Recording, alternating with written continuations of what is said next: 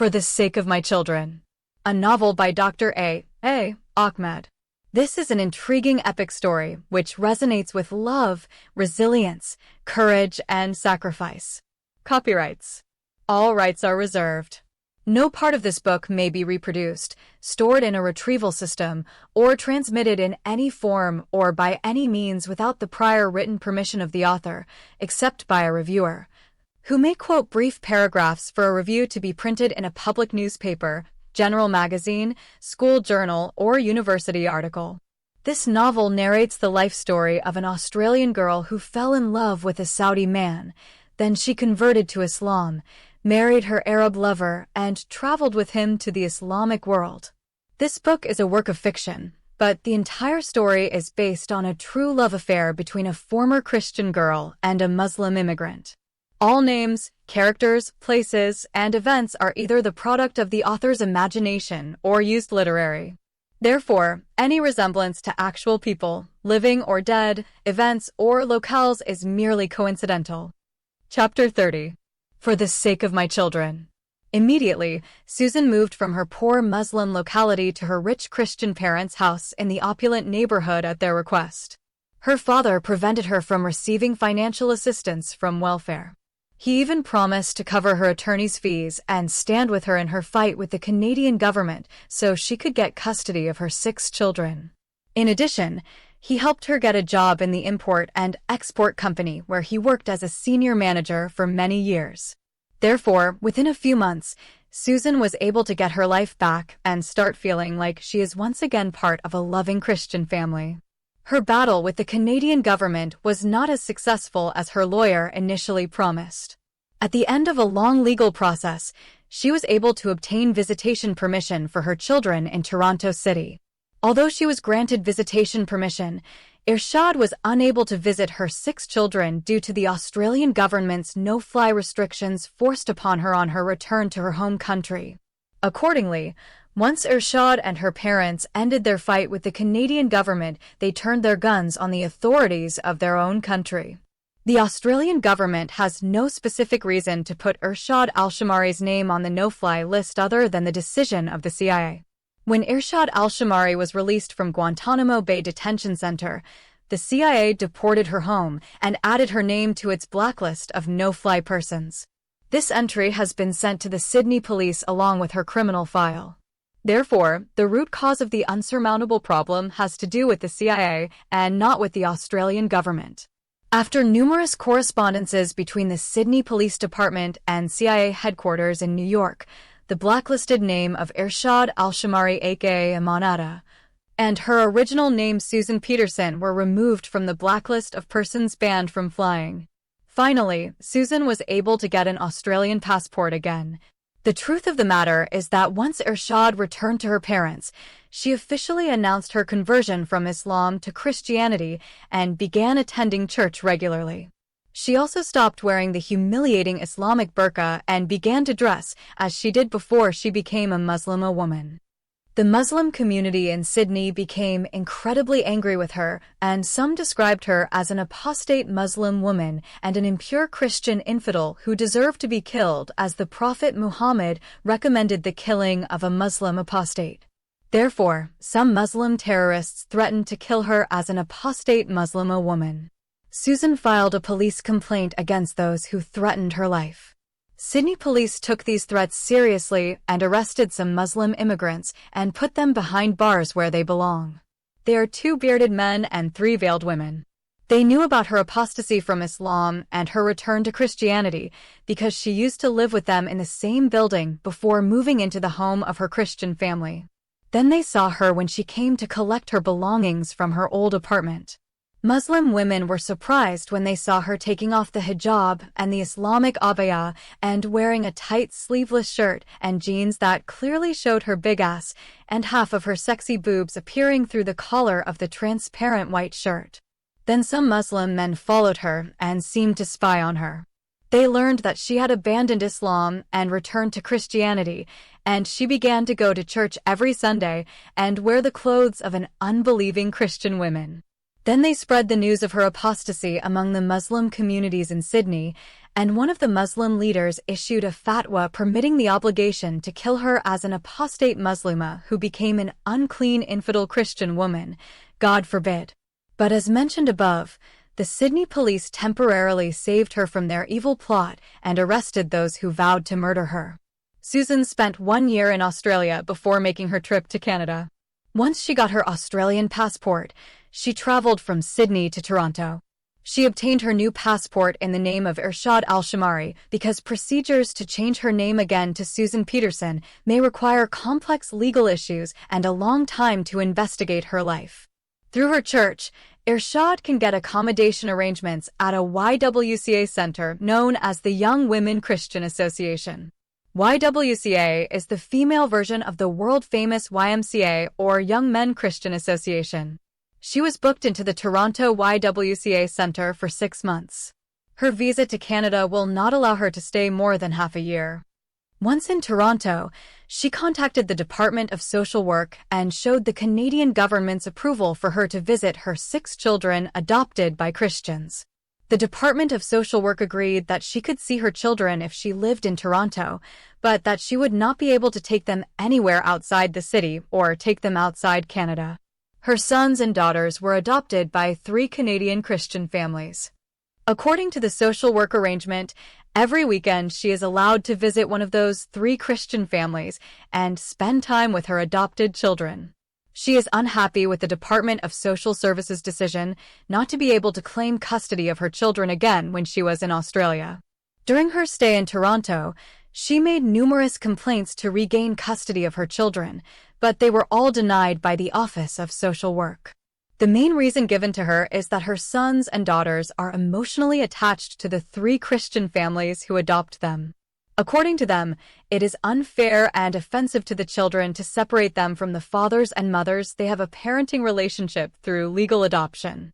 In addition, the severance of the maternal relationship as a result of the long separation from her children when she was imprisoned for 4 years in Guantanamo Bay Detention Center, and the year she spent with her parents in Australia might have ended the blood relationship she used to have with them.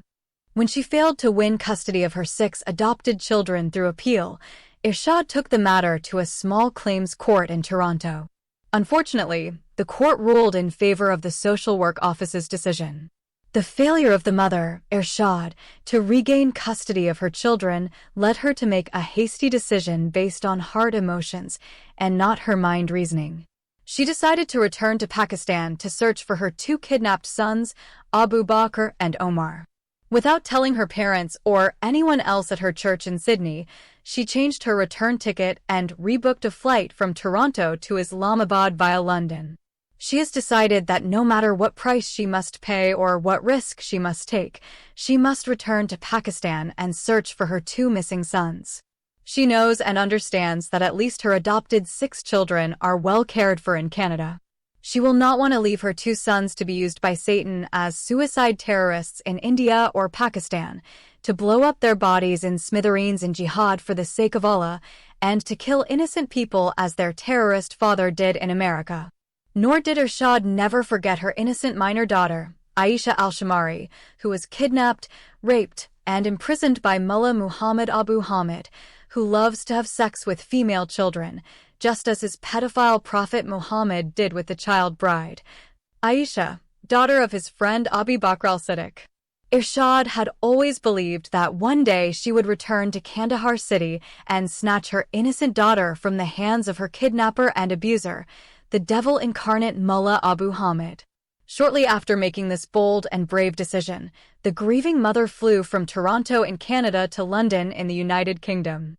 Before resuming her flight from Heathrow International Airport, she changed her Western clothing into Islamic dress.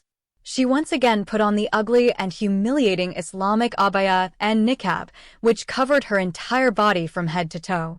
Once again, she looks like a black ghost in a horror movie or a scary costume of a witch during the Halloween. She knows that wearing t-shirt and jeans in a primitive, male-dominated society like Pakistan would expose her to all kinds of sexual harassment.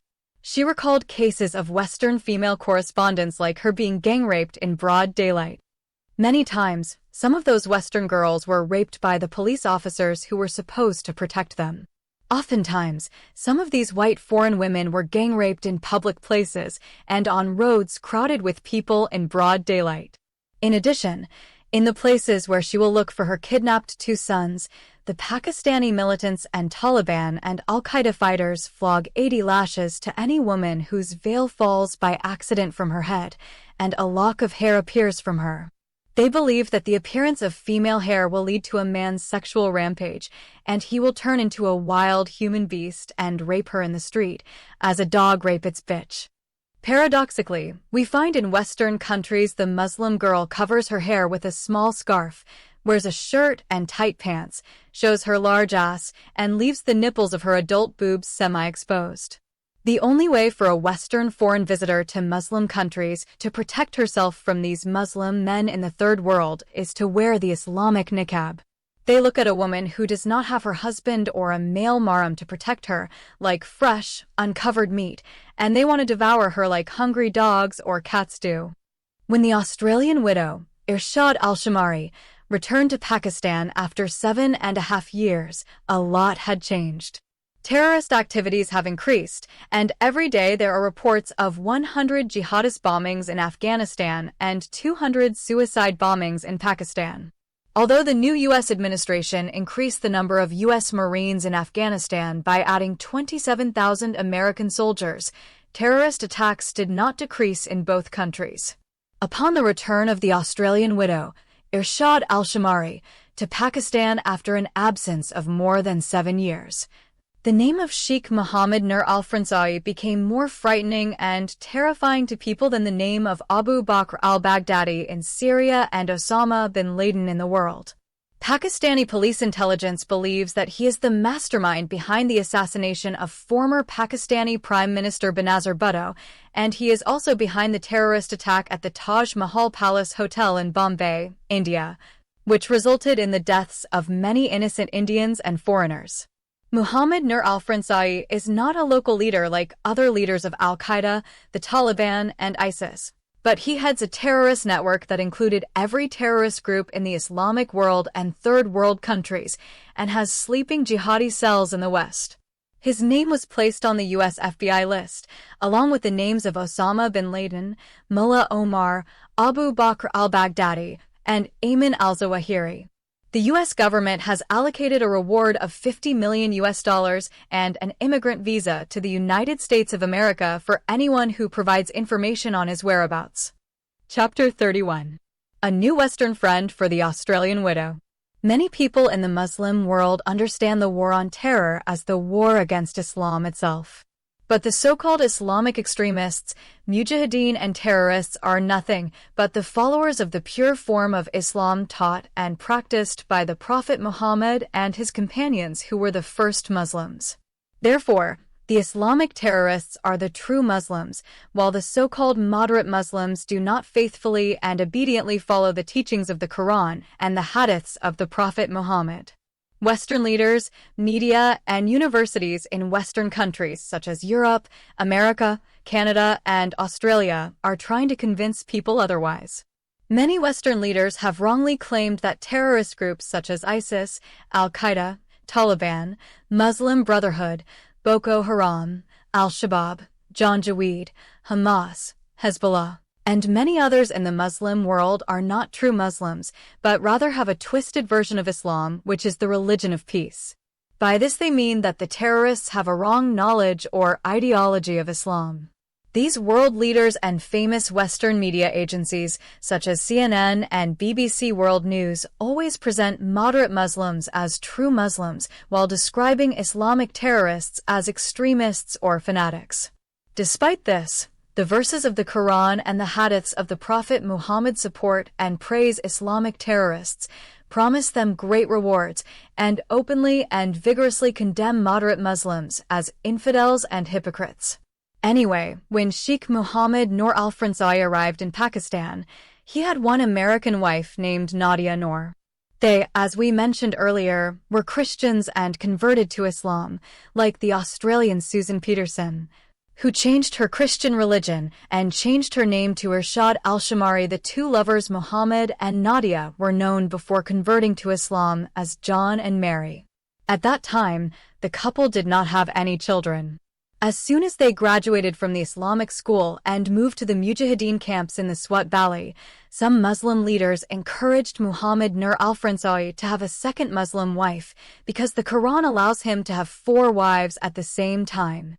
However, the second marriage caused a fundamental problem between him and his first American wife. Nadia found it difficult to share her husband with a beautiful young Afghan girl. The second wife is a minor, 15 years younger than her and 25 years younger than her husband, Muhammad.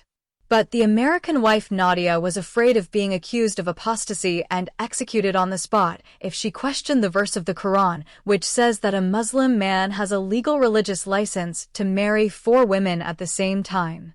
The Quran says to Muslim men, "And if you fear that you will not be just regarding orphans, then marry as many women as you like." 2, 3, and 4. Surah An-Nisa 4, verse 3. This verse authorizes a Muslim man to marry 4 women at the same time and allows him to have sex with slave girls or female prisoners of war without marriage, and this, of course, is rape or adultery, permissible in Islam, the so-called religion of peace and love. Moreover, the Prophet Muhammad used to sleep with a minor girl of 9 years old who was younger than him by 4 decades and 4 years, and he had 11 wives and 2 female slaves, Maria and Rahana, and he had sex with all of them, meaning he committed adultery with all 13 women in a halal rape. American wife Nadia began her Islamic life in the same way Australian wife Irshad began her abusive marital life. She was deceived by the Muslim community in Paris. It made her believe that Islam is the only religion that honors women and places them in the highest religious and social status. She was also told that other religions have turned women into dolls to expose the female sexy body to promote certain products as if they were slaves, while Islam commanded her to hide her body and show it only to her husband. She was further told that Islam treats men and women equally by creating them from one soul. Islam calls all Muslims brothers and sisters and thus discourages racial discrimination. Simply put, Nadia was told many good things about Islam that had nothing to do with it all. Unfortunately, Nadia, like Irshad, honestly believed every lie she was told about Islam.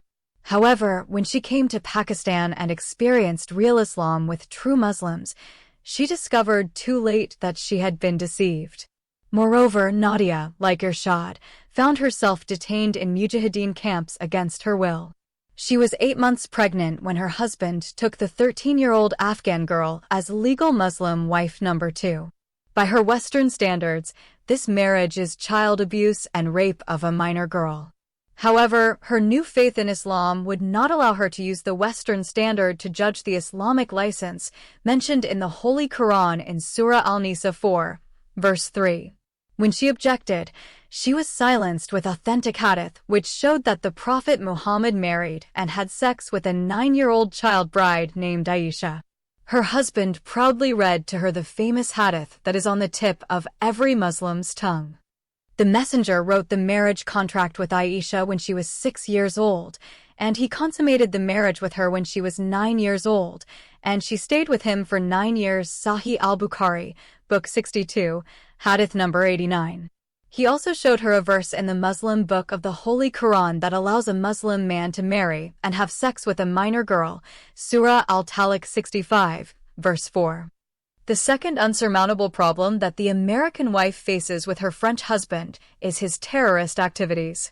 And she discovered that her husband was promoted in a fleeting time to the rank of Emir, and under his leadership there are hundreds of Mujahideen who he sends from time to time to carry out terrorist operations in Pakistan, India, and Afghanistan. Moreover, her husband always boasted of his intelligence in masterminding successful terrorist attacks against NATO forces in Afghanistan and assassinating some prominent Muslim political leaders in Pakistan.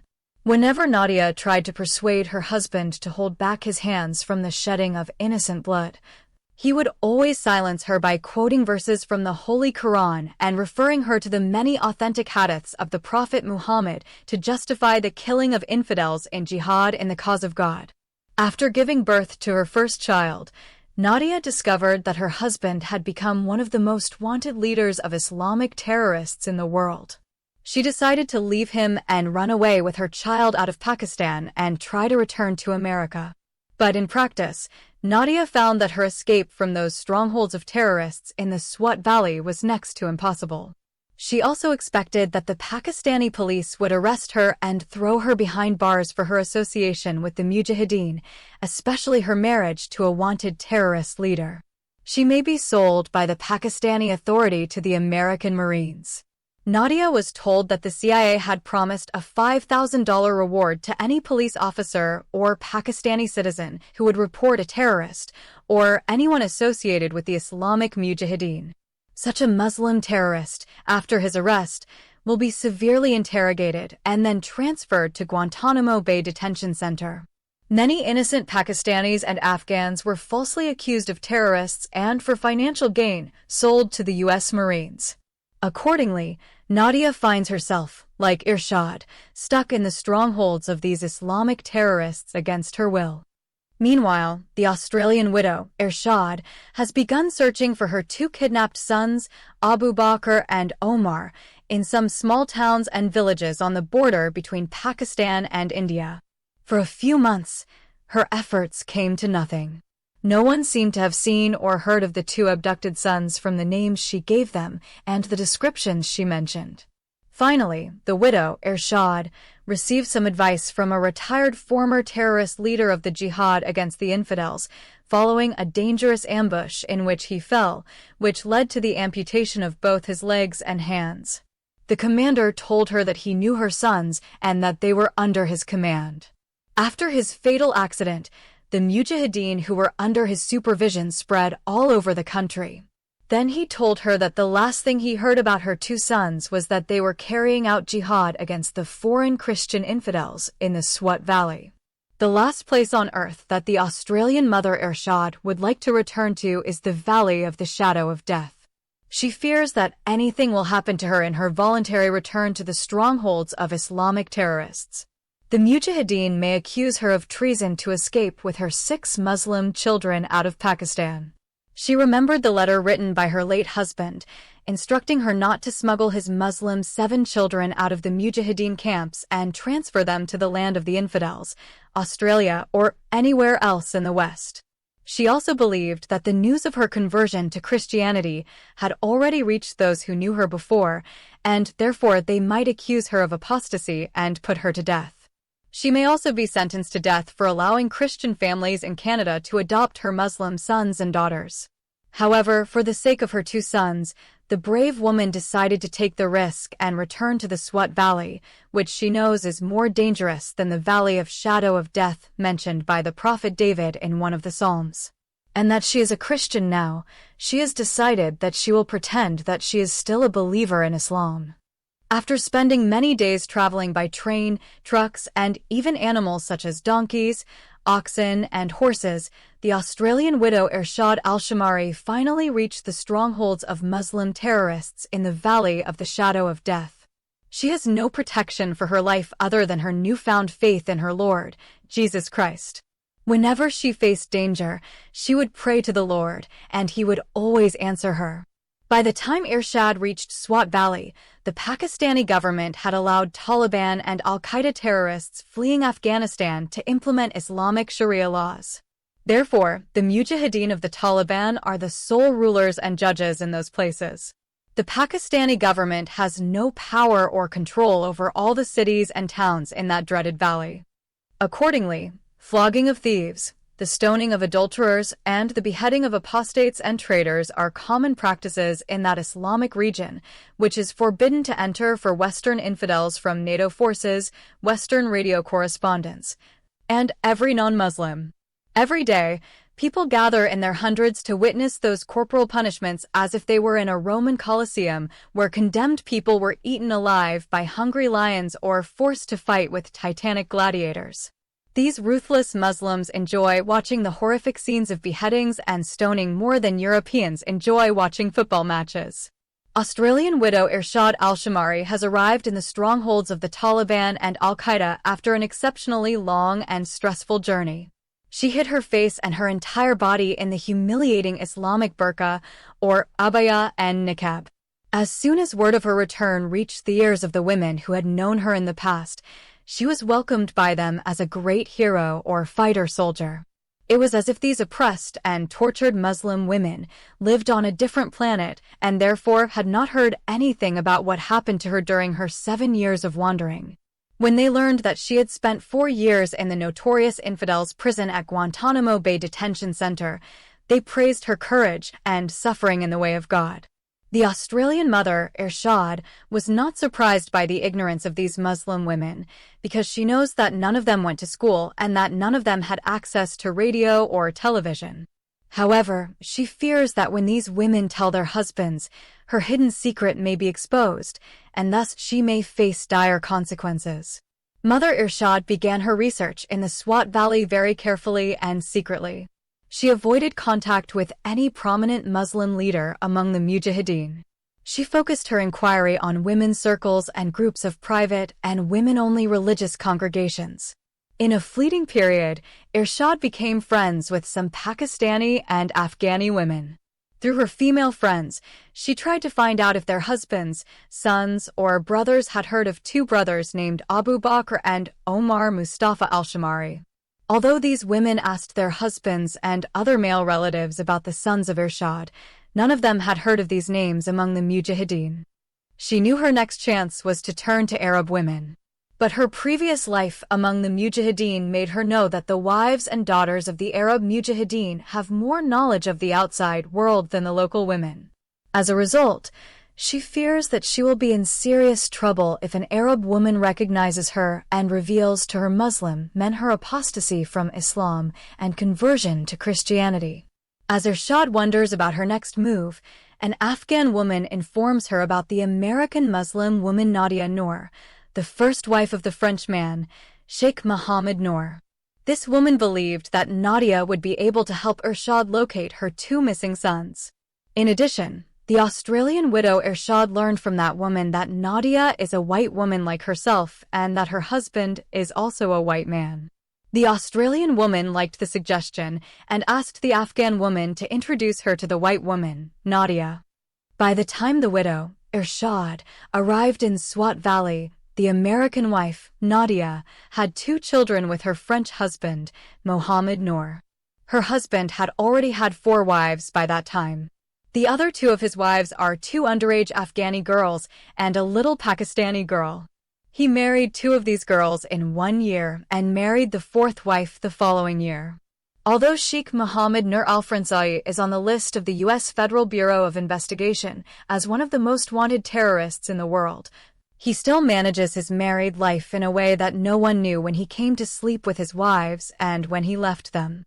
One fact is clear to the Pakistani ISI that Sheikh Mohammed Noor al-Fransawi is living a normal married life, which has resulted in all his 4 wives becoming pregnant and all the women giving birth to his children. The American wife, Nadia Noor, was incredibly happy when she met the Australian widow, Irshad al-Shamari. At first, Irshad was cautious in informing Nadia of the reason for her return. However, when the American wife talked about her misery and suffering in that hellish place of the terrorist Mujahideen and her desire to escape from Pakistan and return to her motherland in the United States of America with her 2 children, the Australian mother told her the reason for her return to Swat Valley. Moreover, Nadia shared with Irshad how her French husband changed when he came to Pakistan and how the Muslim community in Paris deceived her about the status of women in Islam. While the American wife was telling her bitter experience of living in a terrorist environment, the Australian widow felt as if she could hear her voice telling her bitter experience and her tragic life story. Nadia's experience is like her bitter experience, and her misery is like her misery as well. The only difference between the 2 white women is that Irshad miraculously managed to escape from those concentration camps, but Nadia is still being held as a prisoner with her 2 children against her will. Encouraged by Nadia's frankness and openness, Irshad trusted her and revealed some of her secrets to her, but she did not tell her about leaving Islam and embracing Christianity. Moreover, Irshad informs Nadia that she plans to return to her country, Australia, once she finds her 2 kidnapped sons, Abu Bakr and Omar. Then Nadia promised Irshad that she would try to help her get information about her 2 missing sons. But how will she do that? The American girl, Nadia Noor, refused to reveal that secret information to her new Australian friend. Irshad confided in Nadia and promised that she would try to help her escape if she were serious about leaving Pakistan and returning to her motherland without her French Muslim husband. As the days passed, the friendship between the 2 white women gradually developed until the 2 friends revealed to each other the heavy hidden secrets that they had kept from each other in the beginning. Nadia told Irshad that she did something good by abandoning the dreaded Islam that was filled with misogynistic teachings and terrorism and returning to Christianity, the peaceful religion that values women and gives them equal rights with their male counterparts. She also told her that if she could escape from Pakistan and return to her country America, she would do the same and openly expose the deceptions and evils of Islam. Australian widow Irshad encouraged American wife Nadia to start praying to Jesus Christ even before she ran away. Nadia followed the advice of her friend Irshad and apostatized from Islam, reconverted to Christianity, and started praying to the Lord Jesus from her heart.